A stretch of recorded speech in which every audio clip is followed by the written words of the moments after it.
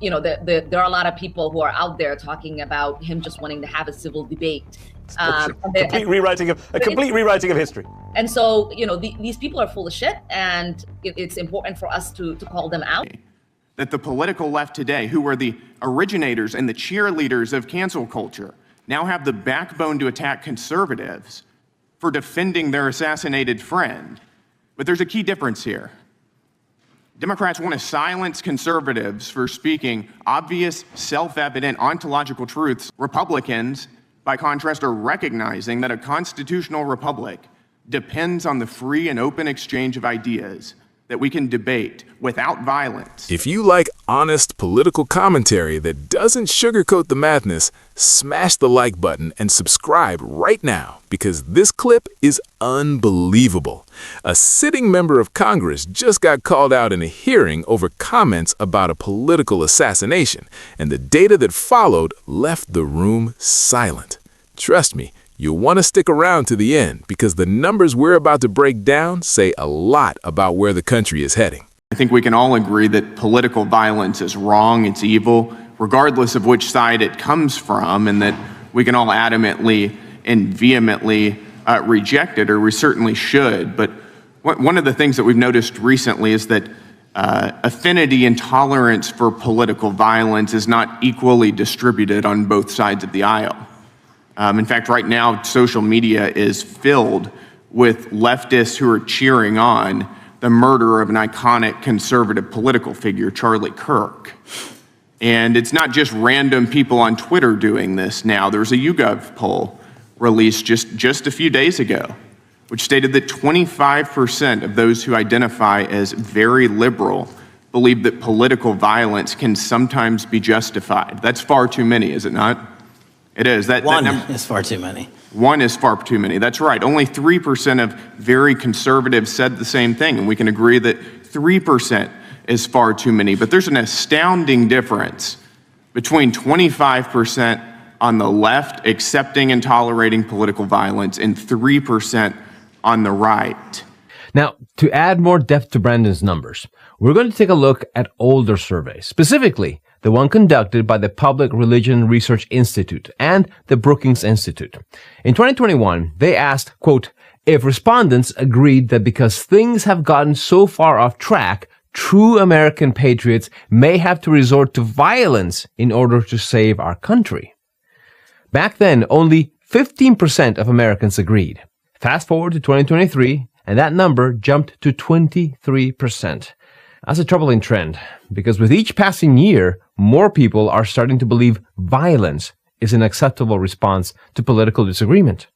So you might be wondering, what's the root cause behind these numbers? I'll let Gill do the explanation.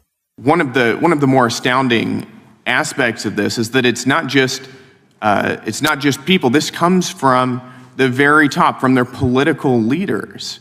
Just a few days ago, a member of Congress of this body, Ilhan Omar, shared a video on her social media account about Charlie Kirk's murder, and I'll quote what it said. It said, Charlie Kirk was Dr. Frankenstein, and his monster shot him through the neck. In other words, Charlie had it coming to him. The words that he said naturally led to his assassination.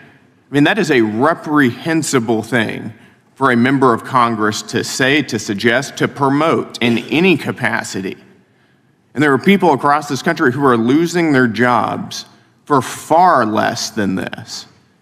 And that, by the way, is a just response to acceptance and tolerance of political violence. What I do know for sure is that, Charlie was someone who once said, guns save lives.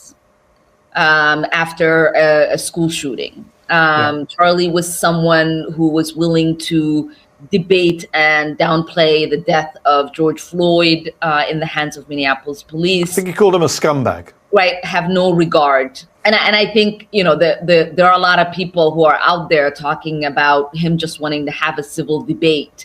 Complete rewriting of history. Yeah, there is nothing more effed up,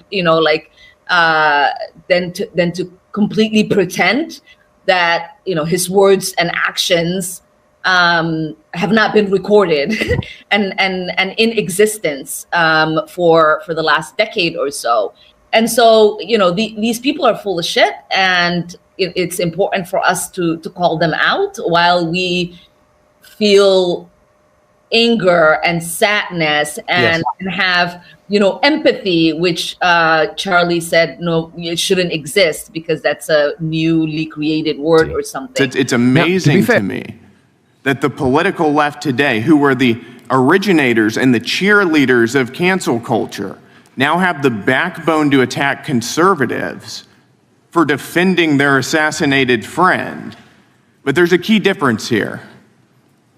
Democrats want to silence conservatives for speaking obvious, self-evident, ontological truths. Republicans, by contrast, are recognizing that a constitutional republic depends on the free and open exchange of ideas that we can debate without violence, and that assassinating a political rival is evil, it's wrong, and it should not be glorified or promoted or justified in any way, including in the way that Congresswoman Ilhan Omar did.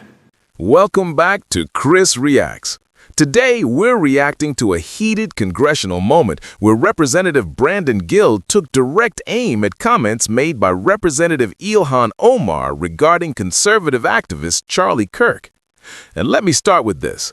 Political violence is wrong. Full stop. It doesn't matter if it's left, right, or upside down. If we lose the ability to debate without violence, we lose the country we all live in. Gill's argument centered on something that honestly surprised a lot of people: polling data. A recent poll from YouGov found that 25% of people who identify as very liberal believe political violence can sometimes be justified. Compare that to 3% of very conservatives saying the same thing.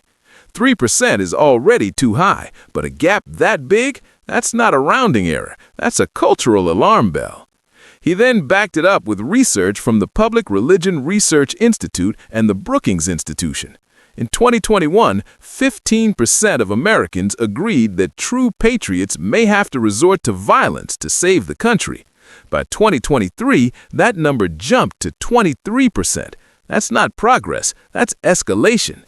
Now here's where things got intense. Gill accused Omar of sharing a post comparing Charlie Kirk to Dr. Frankenstein and implying his rhetoric led to his death. He called it reprehensible and said leaders should never normalize or excuse violence. Whether you agree with Gill or Omar politically, this moment highlights something bigger. Our politics has become so heated that empathy disappears the moment someone is on the other team. That should scare everyone.